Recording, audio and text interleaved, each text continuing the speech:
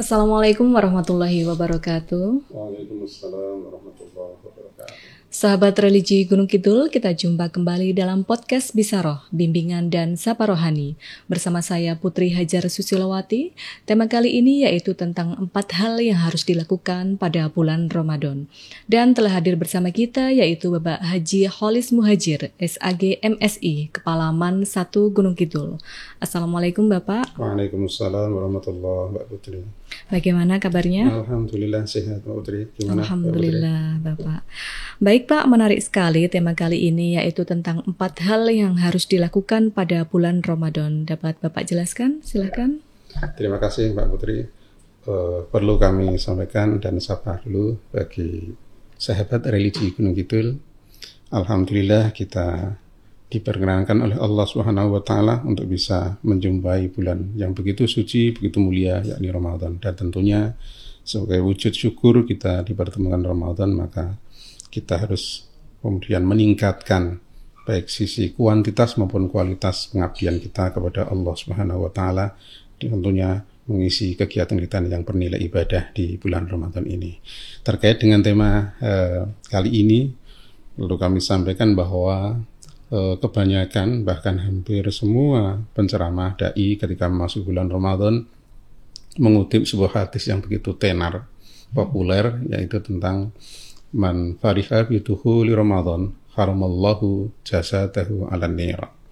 Artinya barang siapa yang merasa gembira, suka dengan kehadiran bulan Ramadan, maka Allah mengharamkan jasadnya untuk masuk di neraka.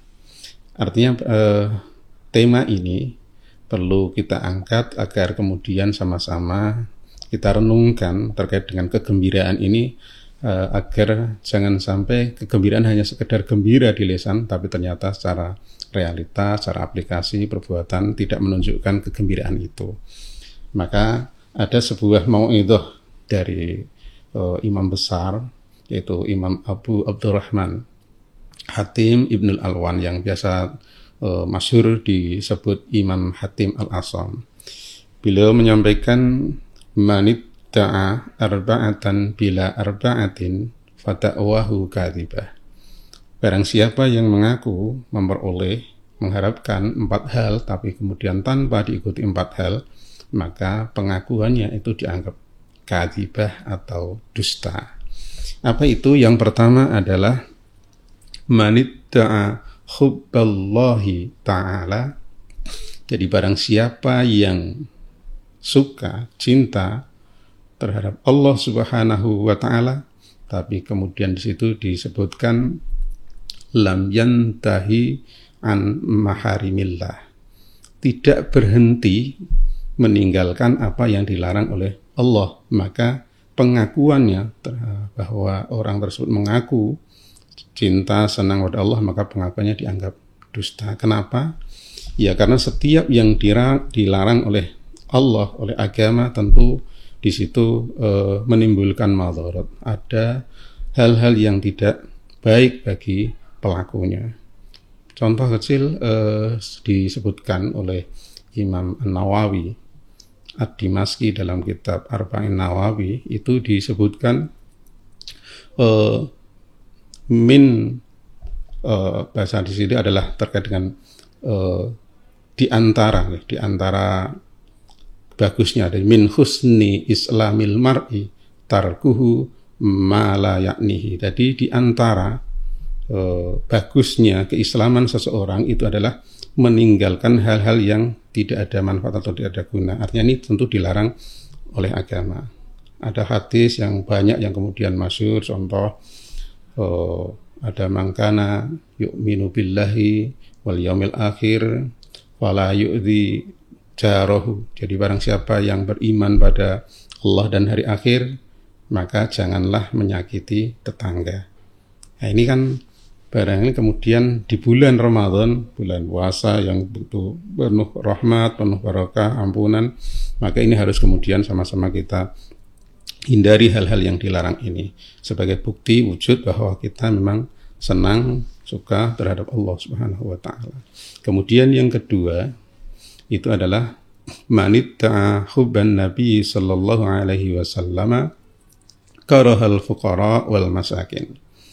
Jadi barang siapa yang mengaku cinta pada Nabi, pada Rasul, tapi kemudian karahal fuqara wal masakin, tapi masih memiliki rasa benci, tidak suka terhadap orang-orang fakir, orang-orang miskin, maka fada'wahu kadzibah. Pengakuannya itu dianggap dusta. Kenapa? Ya karena Rasulullah sendiri mencontohkan begitu sayangnya, begitu mengasihinya terhadap kaum fakir, kaum miskin. Ada sebuah pernyataan dari Syekh Ja'far bin Husain bin Abdul Karim bin Muhammad dalam kitabnya Al-Barzanji. Dia itu menyebutkan wa yuhibbul fuqara wal masakin wa yajlisu ma'hum wa ya'udu maradahum wa yasi'u janaizahum wa la yahqiru faqiran. Bahwa beliau Rasulullah itu selalu mencintai fakir miskin, duduk bersama mereka, kemudian membesuk mereka yang sedang sakit, bahkan kemudian mengiring jenazah mereka, dan tidak pernah menghina orang fakir. Nah, ini adalah tuntunan Nabi yang perlu kita teladani, terutama di bulan Ramadan ini, peluang kita untuk memberikan bantuan, mengasihi terhadap fakir miskin, sehingga insya Allah bulan Ramadan ini akan semakin berkah bagi kita tentu yang melakukan tuntunan-tuntunan dari baginda Rasul Muhammad SAW. Kemudian yang ketiga, Syekh Imam Hatim Al-Assam menyampaikan manitta'a hubbal jannah. Jadi barang siapa yang suka, senang terhadap surga, maka tentu di sini adalah lam yatasaddaq. Tapi kemudian orang tersebut lam yatasaddaq, meskipun di situ dimaknani bima tayassara lahu, meskipun paling sederhana, paling mudah. Apa itu? Mengaku suka, senang pada surga, tapi tidak mau bersedekah, meskipun itu yang paling mudah. Paling mudah itu kan ketika di bulan Ramadan kita harus tetap ceria, tetap bahagia, bahkan kemudian bertemu dengan siapapun. Yang paling sederhana, sedekah, bentuk sedekah adalah senyum, maka itu harus kita kembangkan bersama, kita lakukan, kita tingkatkan. Syukur kemudian diiringi sedekah-sedekah yang bersifat material, ini insya Allah akan membawa kebaikan yang luar biasa. Kenapa? Ya karena kebaikan yang kita lakukan itu pada prinsipnya akan kembali kepada kita. Allah Subhanahu wa taala juga menyampaikan in ahsantum li anfusikum wa in asatum falaha.